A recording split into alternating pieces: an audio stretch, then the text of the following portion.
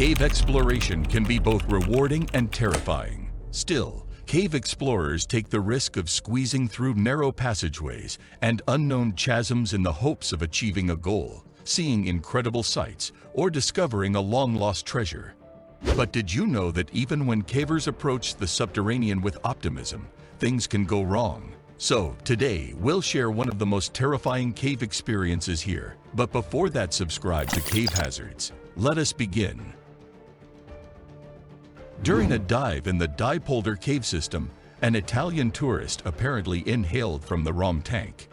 Guido Gaudenzi recently traveled from his hometown in Italy to Florida, drawn by one of the world's largest and most spectacular underwater cave networks. The experienced diver arrived with plans to write a magazine article and photograph the gin-clear waters and strange marine life hiding in the porous limestone.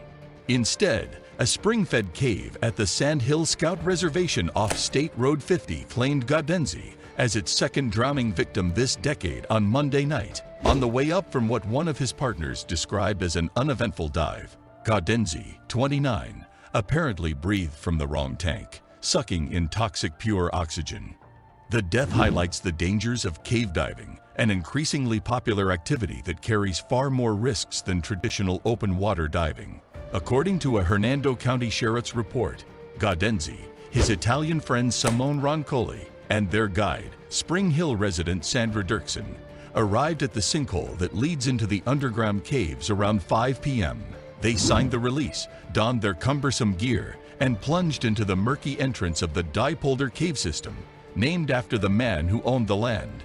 They descended 190 feet down a chute before entering a cave the size of a basketball stadium filled with crystal clear water. They swam to the top of the cave and swam around the majority of its circumference before exiting and ascending through the same chute. Divers who dive deeper than 200 feet frequently use different gas mixes in their tanks than those who dive shallower. The mixes, which are made up of oxygen, nitrogen, and helium, allow them to stay at deeper depths for longer periods of time, among other benefits. Some deep divers transport 4 separate tanks filled with various mixtures. Even with complex gas mixtures, deep divers must make several decompression stops at various depths on their ascent to help dispel nitrogen and other gases from their bodies. They will most likely die if they do not stop and instead go straight to the surface. Deep divers frequently bring a bottle of pure oxygen with them to help them decompress faster. However, oxygen should only be used at the final decompression stop, which is usually 10 to 20 feet below the surface. Because oxygen becomes toxic to humans below 66 feet, many divers secure the tank at the 20-foot level on the descent to avoid making mistakes. Gaudenzi brought it with him. According to the report, he was at the prearranged 120-foot decompression stop when the problems occurred. According to the report, he apparently switched mouthpieces and took a breath from the wrong tank. He started convulsing right away. The regulator slipped from his mouth. His jaw was clenched. Dirksen and Roncoli swam to assist their trembling partner, but it was too late. According to the report, Dirksen and Roncoli realized they couldn't help Gaudenzi, whose body began to float toward the surface. They decompressed every 10 feet and emerged from the water about an hour after Gaudenzi drowned. Divers are drawn into the caves by the bizarre rock formations and wildlife, which includes albino crayfish. Many people describe the experience as spiritual and calming. Others compare it to a trip to space.